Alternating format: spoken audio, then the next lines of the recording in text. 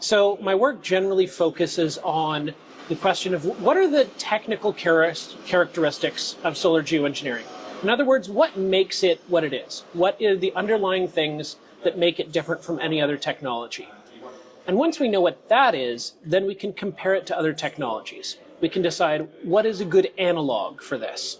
So once we've sort of broken it down into a few really key characteristics that we can identify as issues for governance, then we identify analogs.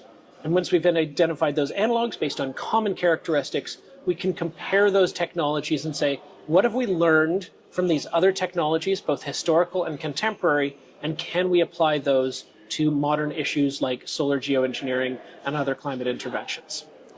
So what prompted you to put this poster together? Well, so I used to work in the Canadian government, and I'm a governance person. I'm a policy writer. I'm more of a policy writer than I am an academic expert, if I'm totally honest. And, you know, this is an emerging technology. It's going to have global impacts, whether or not we choose to use any of these technologies. We need to govern them effectively, regardless of what decision is made. And what I figured is we need to make sure that whatever decisions are made are reinforced by effective government. That means making sure that there aren't loopholes, there aren't avenues and opportunities for exploitation, and getting around these things. That if we make a consensus decision on how to manage and deploy and choose these technologies, that they need to be backed up by effective governance, and that needs to be well informed based on reality of the world, not the world we wish we had, not a utopian dream of governance, but the harsh realities of the modern world. Okay. So you mentioned the reality of the world, and the reality is that we are in a bit of a mess. So how do you personally feel in terms of haste, urgency versus caution and governance? Oh, wow.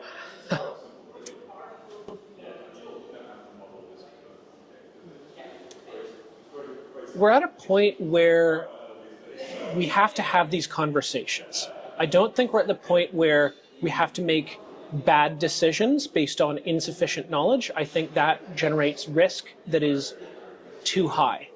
But I think we're at the point where we can't ignore these hard conversations anymore. We may disagree with some of them on their premise or some of the potential risks, but we have to have these conversations and understand the ramifications, not just short-term, but long-term, and not just for ourselves, but for the whole world.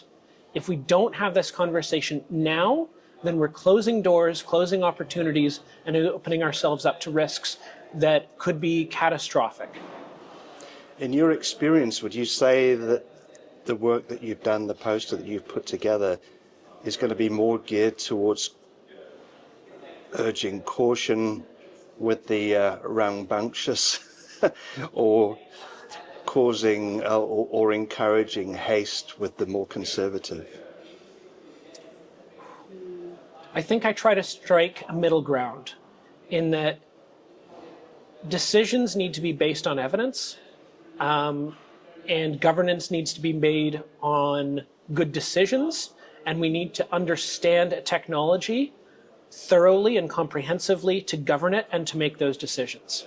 So I don't think I could say that we need to take action immediately because I think the risks are there. But I also think putting off these decisions presents equal risks of a different kind. We're in this point where we have a limited opportunity to consider these things. So yes, I mean, the pressure is on, but that doesn't mean we should jump into something without having really thought through the consequences of our actions. During the period that you've put this together, have you noticed a shift at all in terms of people being more open-minded to research on geoengineering? Yeah, the field has definitely opened up. We're hearing conversations from new communities, from new people that are entering, not necessarily academically, but from activist backgrounds and from different perspectives. And it's great to hear these voices being heard. And this is what we really need, is we need more people coming into the conversation. I'm thrilled that more people are willing to engage on such a controversial subject. It takes a huge amount of courage to engage with something that is scary and that is divisive. And in a world of divisive issues, being willing to take these on, it takes immense fortitude, and I'm thrilled that more people are willing to take that risk, because it is a risk worth taking. This conversation has to happen, and it has to have a diversity of voices. Last question from me anyway. Just personal thoughts about the future. Are you hopeful, optimistic, pessimistic?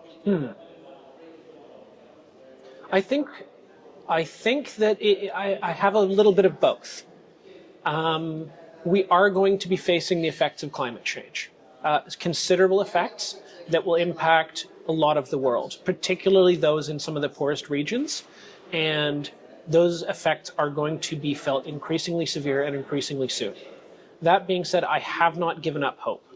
Our options are not as good as they were 20 years ago or even 10 years ago, but I still think there is considerable hope for action, mitigation, adaptation, and quite likely, almost inevitably, some form of climate interventions. Which ones? I'm not qualified to choose, and I certainly wouldn't want to make that decision behalf of others. But I think some of these forms of climate interventions are very realistic and have very plausible impacts of benefit that outweigh the risks and negative consequences. Oh, I'm sorry. Let me record the. Can you start again? Yeah. To what extent can Western governments and Western mindsets really help enable a governance framework for such a problem? You know, with their traditional reductionist ways of approaching problems. That's a really good question.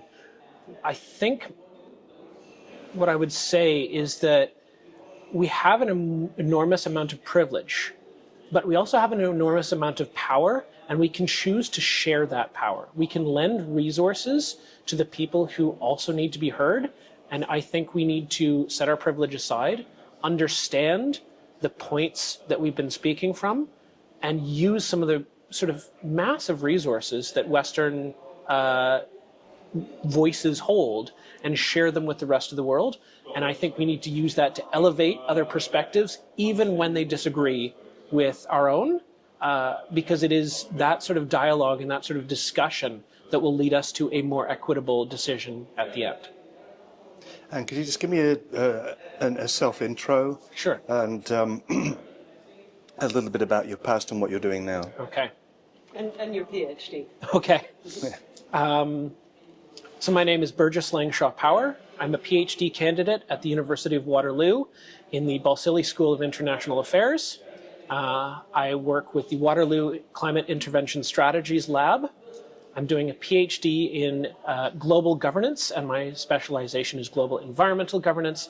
And I've spent the last 5 years considering the governance of solar geoengineering technologies.